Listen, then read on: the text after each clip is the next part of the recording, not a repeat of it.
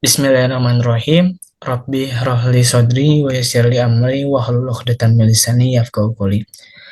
Assalamualaikum warahmatullahi wabarakatuh. Oke, teman-teman, pada kesempatan kali ini kita akan belajar mata kuliah dari sistem operasi dengan dosen pengampu saya yaitu Bapak Deden Ardiansyah MKom. Nah, pada pertemuan kali ini, kita akan membahas mengenai perbandingan Windows, Linux, dan Android. Nah, tapi sebelum itu, izinkan saya memperkenalkan diri terlebih dahulu. Sebelumnya, nama saya Arif Fadil Rahman dengan NPM 0651241122. Saya dari kelas E semester 3. Oke, jadi pada topik kali ini menurut saya cukup penting gitu teman-teman, karena sistem operasi ini itu adalah dasar dari semua perangkat yang kita gunakan, baik dari laptop, PC, server maupun smartphone gitu. Nah, semuanya itu tidak bisa berjalan tanpa sistem operasi ini. Nah, jadi dengan memahami perbedaan dan karakteristik masing-masing dari US, kita akan lebih bijak dalam memilih serta menyesuaikan kebutuhan kita sehari-hari, baik untuk belajar, bekerja, maupun hiburan. Oke. Nah, sebelum masuk ke materinya, jadi presentasi kali ini itu saya akan bagi menjadi 6 ya teman-teman. Bagian utamanya, yang pertama itu ada pengantar mengenai apa itu sistem operasi dan apa saja fungsi utamanya. Lalu, kita akan membahas lebih jauh 3 jenis dari US yang paling banyak digunakan, yaitu ada Windows, ada Linux, dan ada Android. Lalu yang ketiga, saya akan menampilkan tabel perbandingan fungsi dari ketiganya, agar kita bisa melihat perbedaan secara visual.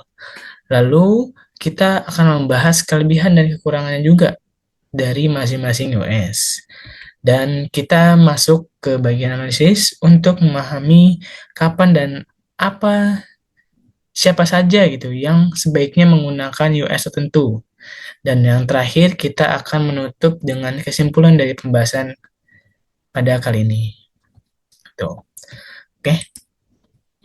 Oke teman-teman, jadi apa sih sistem operasi ini? Oke. Jadi sistem operasi atau operating system ini adalah perangkat lunak, sistem yang menjadi perantara antara pengguna dengan perangkat keras. Nah, bisa kita bayangkan ya teman-teman, perangkat keras itu seperti kayak prosesor, memori, hard disk, atau smartphone. Itu tuh hanyalah mesin yang apa ya, tidak bisa berfungsi gitu tanpa sistem operasi ini. Nah, sistem operasi inilah yang bertugas mengatur semua sumber daya komputer. Siapa yang boleh menggunakan prosesor, beberapa memori yang bisa dipakai aplikasi, lalu bagaimana data disimpan di penyimpanan, hingga bagaimana perangkat input seperti keyboard dan mouse itu bisa berfungsi. Itu. Nah, selain itu, iOS juga memberikan antarmuka bagi penggunanya.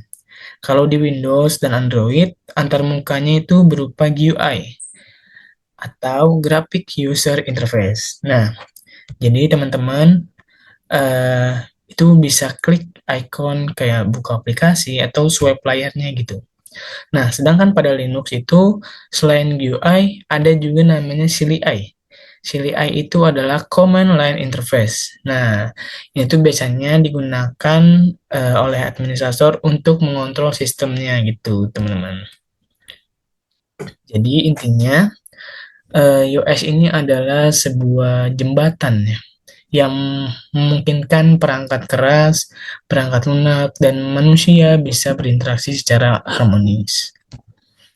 Lalu ada fungsi utamanya juga dari iOS, bisa kita kelompokkan menjadi 6 poin.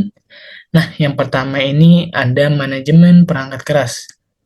Nah, ini tuh sebuah US yang mengatur pemakaian dari CPU, RAM, dan perangkat input-output agar bisa digunakan secara bergantian oleh banyak aplikasi.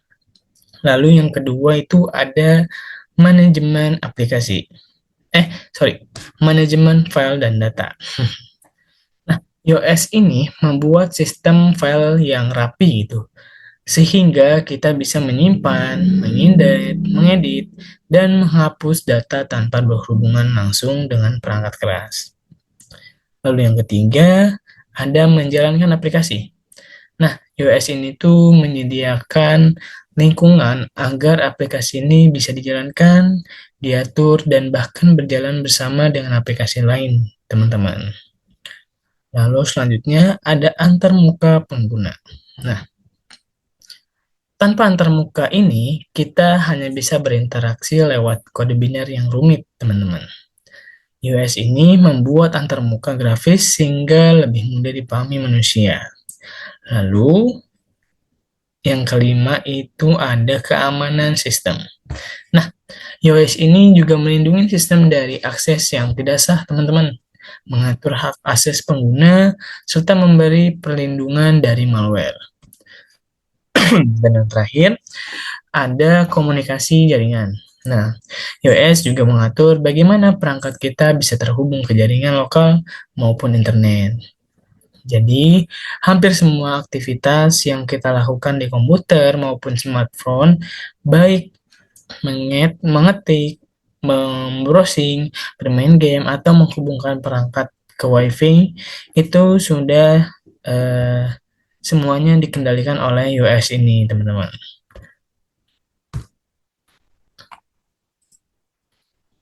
Eh, nah, jadi teman-teman, sistem operasi itu ternyata tidak hanya Windows, Linux, dan Android saja, tapi ada banyak jenis iOS juga yang pernah atau masih digunakan hingga saat ini. Di slide ini bisa kita lihat ya teman-teman, ada beberapa contohnya. Yang pertama itu ada Windows. Nah, mungkin teman-teman udah apa ya, sering gitu teman-teman pakai si iOS tersebut, si Windows-nya ini gitu. Nah, Windows ini tuh adalah buatan Microsoft yang paling banyak digunakan untuk PC dan laptop. Lalu yang kedua itu ada macOS. Nah, macOS ini juga adalah operating system yang buatannya itu dari Apple. Nah, ini tuh juga digunakan, maaf, ini tuh juga digunakan di perangkat Mac. Nah, ciri khasnya itu stabil, elegan, dan terintegrasi dengan ekosistem Apple. Lalu selanjutnya ada Unix. Nah, Unix ini juga adalah salah satu OS yang lebih tua. Banyak digunakan di server besar seperti workstation dan menjadi dasar pengembangan Linux serta macOS juga, teman-teman. Lalu selanjutnya ada Linux. Nah, Linux ini adalah OS open source yang punya banyak distribusi, populer untuk server, kayak seperti programmer dan juga beberapa desktop. Lalu selanjutnya ada BIOS. Nah, BIOS ini juga iOS yang dulunya itu dikembangkan untuk multimedia, tapi sekarang itu udah jarang digunakan, seperti itu. Lalu ada US Or2. Nah, US ini juga lama ya, buatan IBM dan Microsoft. Nah, dulu tuh sempat populer sebelum Windows mendominasi gitu. Jadi sebelum Windows tuh US Or2 ini dia tuh lebih mendominasi, teman-teman. Lalu selanjutnya ada FreeBSD. Nah, untuk FreeBSD ini tuh adalah turunan dari Unix, teman-teman. Dia open source juga. Nah, lalu banyak dipakai untuk server dan sistem jaringan. Lalu ada Solaris. Nah, untuk Solaris ini itu dia juga buatan Sun Microsystem yang sekarang tuh Oracle. Nah, itu tuh fokusnya untuk server enterprise. Lalu ada Chrome OS juga. Ini adalah salah satu OS buatan Google berbasis Linux yang digunakan pada Chromebook atau ya contohnya itu adalah Chromebook gitu teman-teman. Fokusnya itu pada aplikasi berbasis web. Lalu yang terakhir ini ada PC-DOS. Nah, PC-DOS ini adalah sistem operasi lama teman-teman yang berbasis teks. Nah, dia tuh digunakan di PC pada generasi awal. Tuh, teman-teman.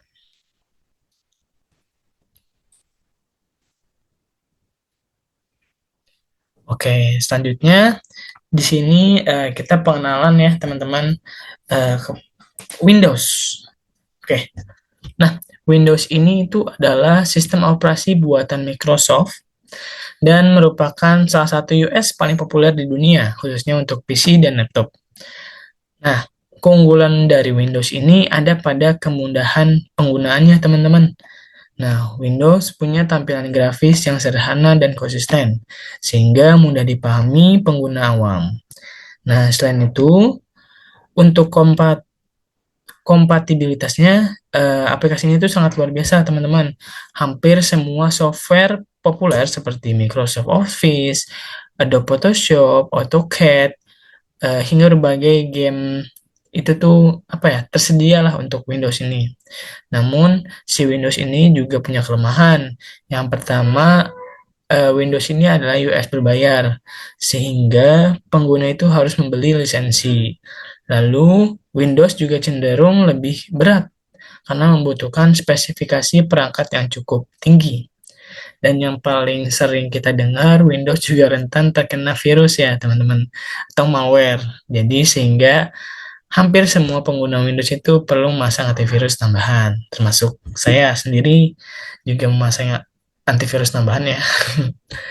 Nah, karena itu Windows lebih banyak dipilih oleh pengguna umum, bekerja, kantoran, pelajar, dan gamer juga butuh US mudah dipakai dengan dukungan software yang luas gitu, teman-teman.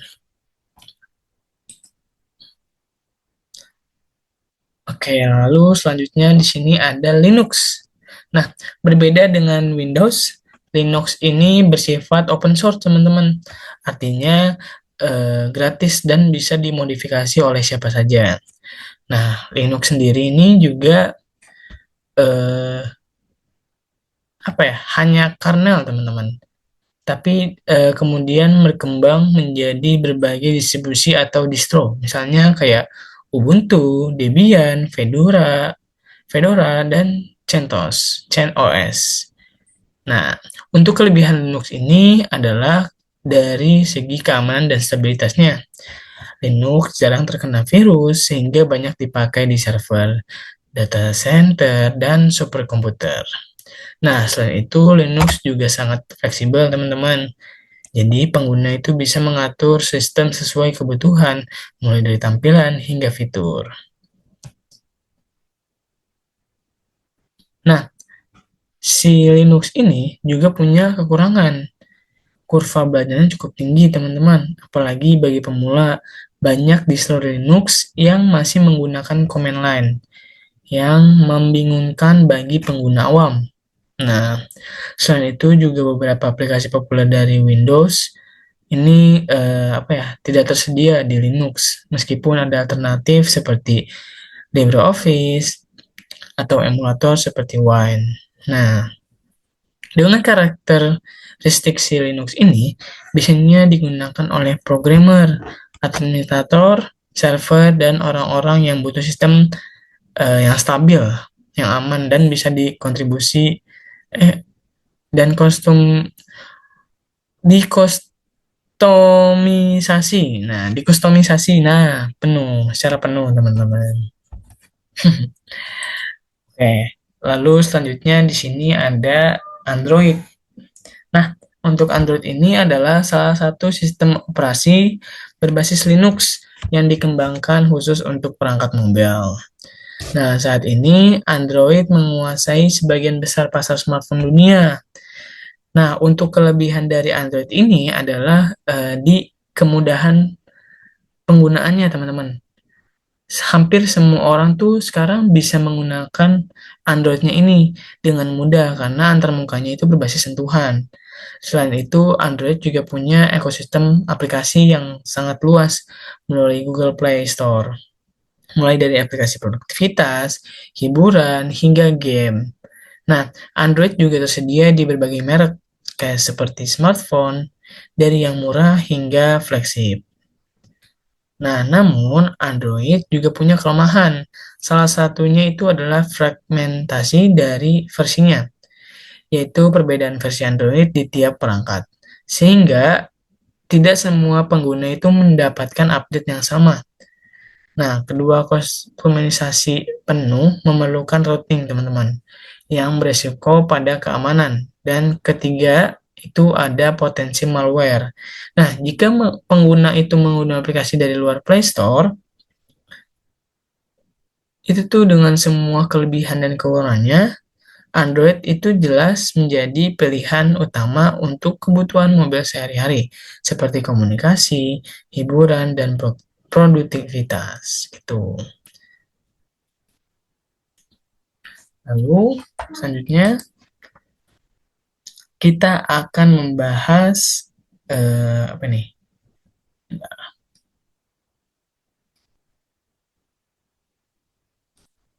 Kita akan membahas tabel perbandingan fungsi dari iOS.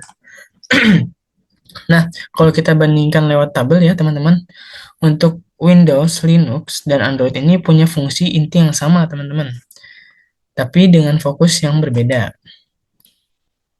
Right? Nah, nah, Windows ini tuh unggul di sisi kompatibilitas, teman-teman. Kompatibilitas dari software dan aplikasi desktop. Nah, sedangkan Linux itu unggul di sisi keamanan, fleksibilitas, dan performa di server.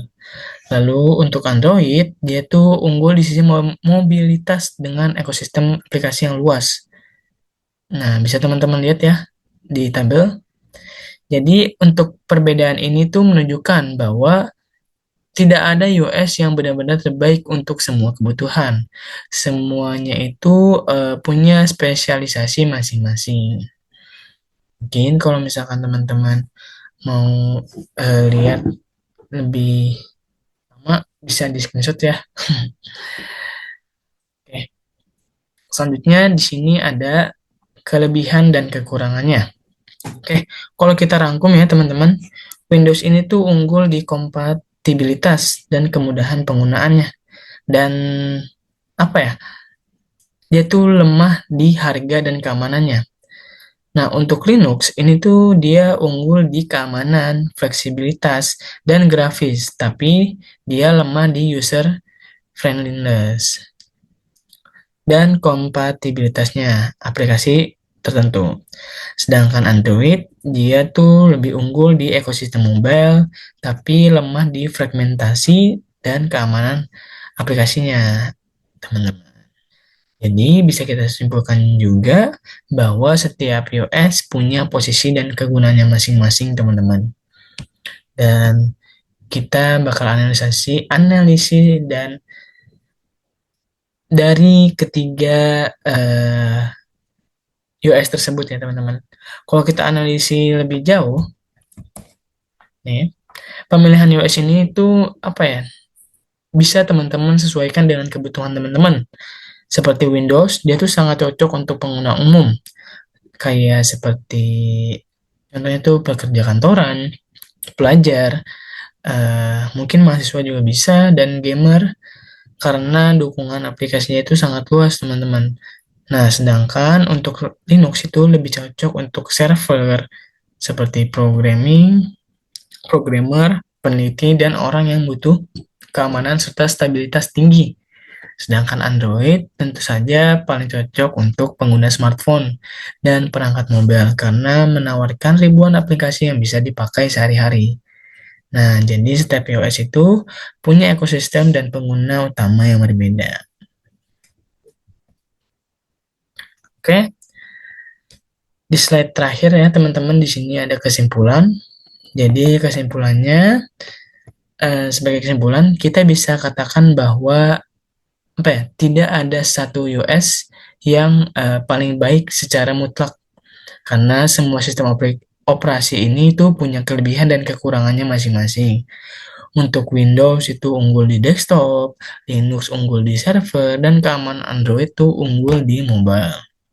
Nah, untuk pemilihan US ini tuh sepenuhnya tergantung pada kebutuhan si penggunanya. Kalau untuk pekerjaan kantoran dan hiburan, Windows bisa jadi pilihan. Kalau untuk server dan keamanan, Linux juga lebih unggul karena untuk mobilitas. Kalau untuk mobilitas, Android jelas menjadi andalannya teman-teman. Nah, dengan teman-teman memahami perbedaan ini, kita bisa lebih bijak memilih US dan mengoptimalkan penggunaannya. Begitu, teman-teman. Jadi, sudah di akhir pertemuan ya, di akhir slide, teman-teman. Jadi, sekian untuk presentasi dari saya. Terima kasih atas perhatian teman-temannya. Mungkin jika saya sedikit terbata-bata untuk berbicara atau mungkin ada kesalahan dari saya berbicara, kurang lebihnya mohon maaf dan masih saya berusaha untuk memperbaiki itu teman-teman. Jadi kurang lebihnya mohon maaf. Wassalamualaikum warahmatullahi wabarakatuh. Terima kasih teman-teman.